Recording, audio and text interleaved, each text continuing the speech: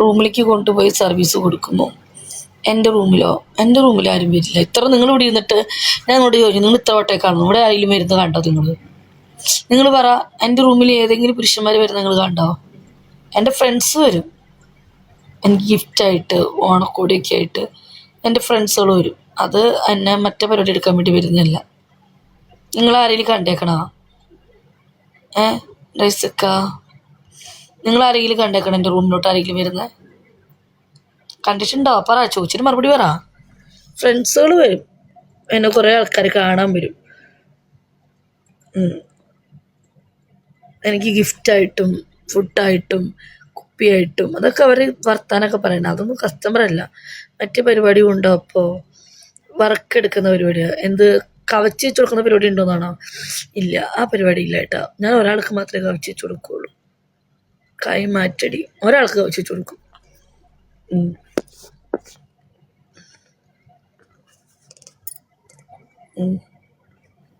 ഒരാൾക്ക്, അതെൻ്റെ സ്വന്തം ആൾക്ക്, അല്ലാത്തവർക്ക് കൊടുക്കൂല.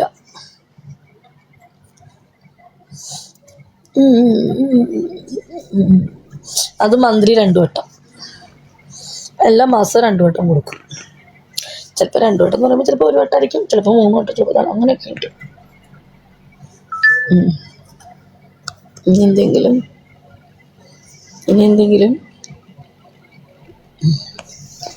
എന്തെങ്കിലും അറിയാമല്ലോ? വാവ്, എല്ലാത്തിനും ചേച്ചിക്ക് കണക്കുണ്ട്. അക്കത്ര ഉള്ളു മോനെ, കണക്കില്ലാതെ ജീവിക്കാൻ പറ്റുമോ? കാശിന് കാശ് വേണ്ടേ മുത്തേ, കാശിന് കാശ് വേണ്ടേ? വെറുതെ ആർക്കും കൊടുക്കൂല, ഇല്ല. 2 എണ്ണം തുടങ്ങുള്ളൂ, മാസത്തിൽ 2-3 പണി ഉണ്ടാവും ആ ഒരാളായിട്ട്. എനിക്കത് മതി, 1 മാസത്തേക്കുള്ള തന്നിട്ട് പോകും. അത് മതി ഓർക്കാനും ഇരിക്കാനും. ഞാൻ ഓർത്ത് കിടക്കും എനിക്ക് തരുന്ന സമ്മാനം, പിന്നെ അങ്ങനെ മനസ്സിലിങ്ങനെ ഓർക്കും.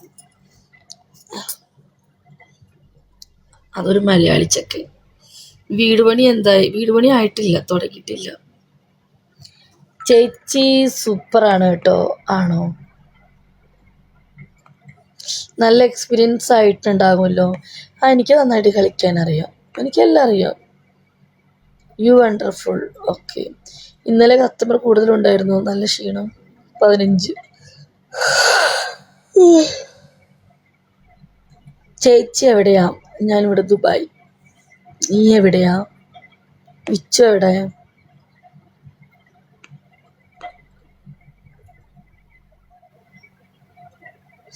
അബുദാബി. കഥ ചേച്ചി ഉറങ്ങിയോ?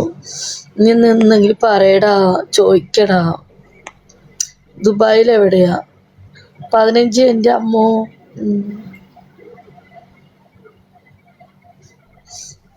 15.